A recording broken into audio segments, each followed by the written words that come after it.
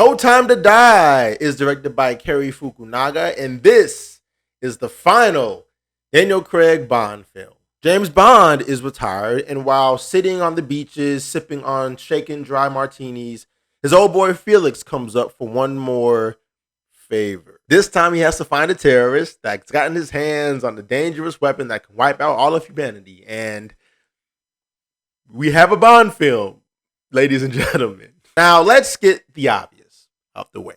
Okay? Daniel Craig, my man. You were fantastic. When folks say that you're the best Bond that we've ever had, make no mistake. That's not an act. Where people doubted you, they most certainly kept watching your films with a heavy amount of salt on their shoulders. Though not every Bond film was perfect, the one thing that was perfect was casting you to play one of the most iconic and legendary characters this world has ever seen. And we thank you for your talent and service as James Bond. Thank you. The opening scene is so riveting, and it's actually quite layered too. We see a bunch of things happening story-wise and the way it's put together. I actually almost forgot that the theme song hadn't played yet, because it's actually a pretty long intro. I don't want to spoil too much about the film, but there's a lot happening. There's a lot of information and kind of coming at you this time. And then when the action starts, what a spectacle it is. Those stunts were so good, and the chase scenes were so intense. That car, like, I want one of those. The action scenes were very good. It's definitely a lot better than Spectre. Just such intensity and framed the way action is supposed to be framed. Just love it. Not a whole lot of shaky cam, which I hate. I'm actually torn between the opening scene and the staircase scene, but like just go see it. Just go watch it. It's cool. Lashana Lynch is actually pretty good in here.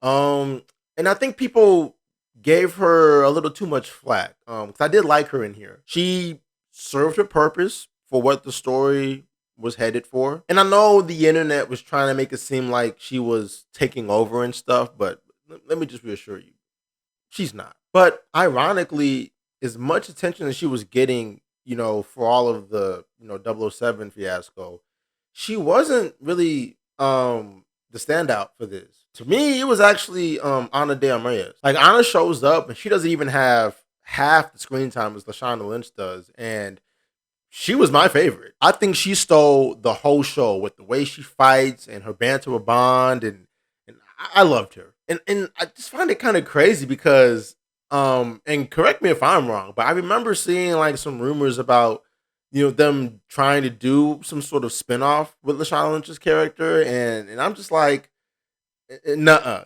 Give me more of the Ana de Armas, because she was cold. Also, one more thing I want to say about Lashana Lynch's character is that so she is the new 007, so that's true. But the way the film handles it is nowhere near to what the internet was trying to say about that. The film most definitely knows that James Bond is the star and that he's leading this thing, but also pits her character up on a wall, about the whole 007 label and all that kind of stuff. She's 007, but doesn't necessarily make her, better than Bond or more experienced than Bond. Get what I'm saying? Like, they sort of poke fun at her, like she's the new kid on the block and stuff. And it's not like in a way to mock her or nothing like that, but it's just to kind of give her a bit of rite of passage. As far as James Bond is concerned, you can't just be 007 and think that,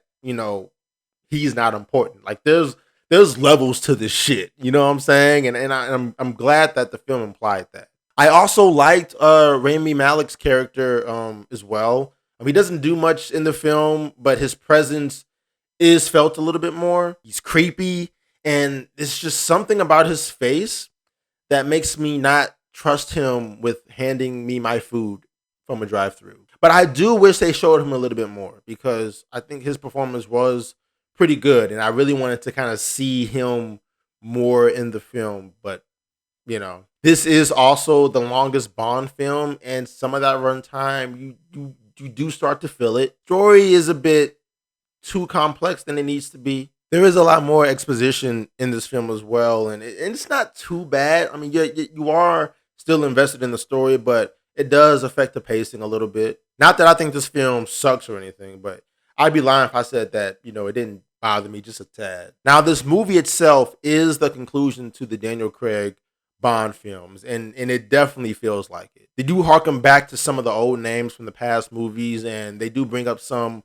of James's past pain to tie it all into this one. And I do like how they reference bits from the Casino Royale film, and just to remind us of how we got here. And then they wrap it all nicely to kind of close it out. Just thought it was done with style, considering being a Bond film. I thought it was pretty cool. Like when the film ends, and you're kind of left with this bittersweet feeling like this is the last hurrah. This is goodbye to not only the story arc of Bond, but to Daniel Craig as Bond as well. And man, look, I was getting emotional, man. Like, toward the end of the film, there were some feelings in the air. Okay, I mean, I did get some things caught in my eye a little bit. You get what I'm saying? But I mean, what can you say? I just love James Bond. And I love Daniel Craig's version of James Bond. What do you want me to do? Don't judge me. Especially when I think about how much I loved these movies and how much I love Daniel Craig as Bond, and to see him kind of grow into that character and as an actor. Like, it's crazy watching old movies with him in it before playing James Bond, and then now after, and it's just like, oh, look, he plays James Bond. You know what I mean? Just goes to show just how life-changing a role like that can be. Because now, going forward, he's now going to be called James Bond to, like, the casual moviegoer. And why shouldn't he? He's by far the best we've ever had, and personally my favorite. So I'm going to give this film a 9 out of 10. It's a nice finale to this. And I was very satisfied. It's really good. Shout out to the script on this film, too. I mean, how y'all made that weapon made sense. I mean, God bless you. But that's my review on No Time to Die. I hope you guys enjoyed that video. What is this? Let's have a conversation in the comments. Do you like Daniel Craig as James Bond? Did you like No Time to Die? Let's talk about it in the comments. And if you like this video, hit the like button. And if you love this video, hit subscribe. And I'll see you guys in the next video. Okay? Peace.